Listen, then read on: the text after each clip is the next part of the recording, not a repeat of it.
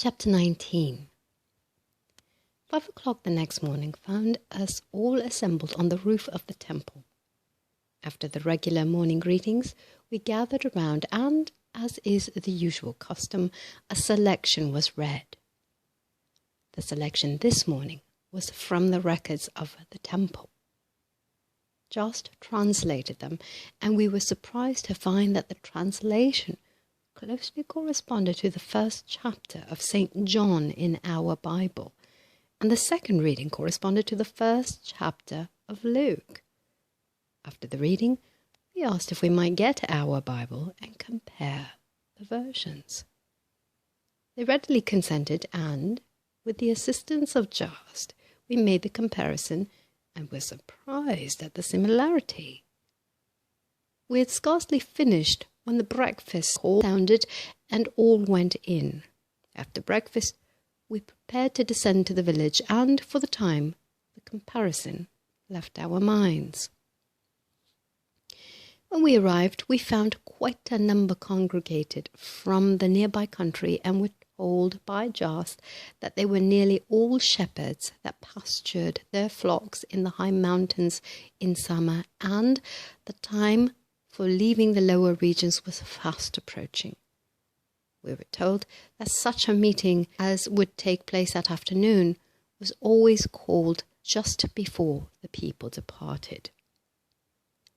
As we walked through the village, we met Emil's nephew, and he suggested we go for a short walk before lunch. We accepted the invitation readily, as we wished to see some of the country around. While we were on the walk, several places were pointed out in the valley as being of special interest. The names, when translated, very closely resembled those of the earlier Bible names.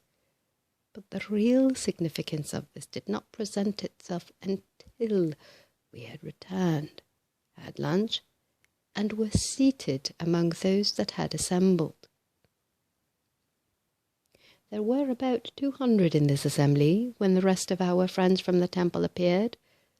Then Emil's nephew arose and approached two men, holding what looked to us like a large book.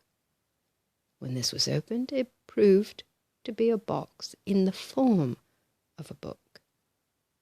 He selected a package which consisted of flat leaves like those of a manuscript. Then the box was placed on the ground. The package was handed to one of the men. He opened it and handed the first leaf to Emil's nephew.